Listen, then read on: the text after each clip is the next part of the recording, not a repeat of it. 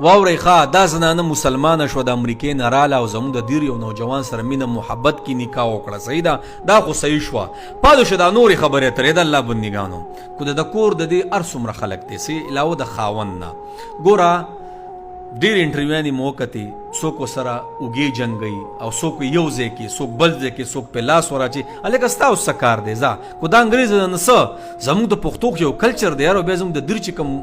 دغه دي پښتانه دي ماشاءالله او خو په دې ځونو کې ډېر برابر دي. خو دا کم خلک چې سره دا ویډیوګانې کوي نو وروره څوک یې د لاس نه نیسي او څوک پې وروره لاس ور اچوي او څوک یې دا اوږې د هغې د اوږو سره جنګوي، څوک پکې مخکې ځي. نو مړه کم سے کم دا یار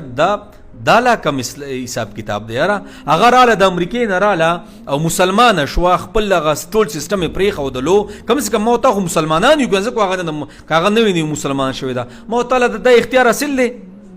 سخر ته وغیره او داسې لیور ته وغیره او داسې کلیوالو ته وغیره او داسې کیمرامینانو ته وغیره کم سے کم چې ځئ کو انټرویو ورکوي بهر کې ټول نه مخکې خو خبره سا چې اسلام مې راوړو بس یو محدود لاین کې کو نه بیا هم انټرویوانې ورکوي نو کم سے کم یاره د اوږې او د پلانې او د لاسونه موسونه دا به تاسو ولې اچوئ؟ دا تاسو له چا اختیار درکړی یاره؟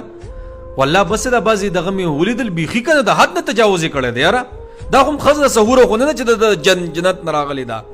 او زموږ د پښتنو والله بس دا بعضې کسان یقین وکړه بس ځان ته ورګي ته به چې خدای پاکه بس د یو هوره راغلی ده. کم سے کم یو لیمټ کې یاره ما ورته خو مسلمانان یو که بیا پښتانه یو بیا د دنیا خلک دا کمنټس کې چې پلانې دی وډینګرې او د هغې باوجود هم تاسو نوي انټرویوانې چې ورکوئ نو ورو چا ورسره لاس لګي او څوک پې لاس ور پلان ډینګ نو کم سے کم یو لیمټ کې یاره زه دې خاوند ته یم یاره چې یو لیمټ کې چې هر څوک ورسره ودرېږي لږ فاصله کې ساتئ فاصله کې دې خلکو ته ما ورته وښیو یاره څوک پې داسې ورغورځېږي او څوک سره لاسونه لګوي څوک څه نو کم سے کم مهرباني وکړئ یاره لږ لیمټ کې اوسېږئ یار لیمټ کې خلکو ته د پښتنو دا کلچر وښایئ چې پښتانه صحیح حساب کتاب دی. دا ویډیوګانې هر چینل راغستې دي او دا لګېدل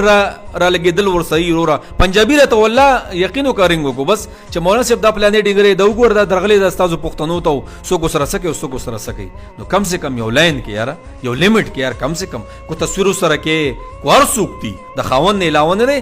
دا چاته اختیار حاصلې ته لاس نه ونیسو لاس پې ور واچو جنګېږه ورسره کم سے کم دا نه پکار یار دا نه دی پکار یار.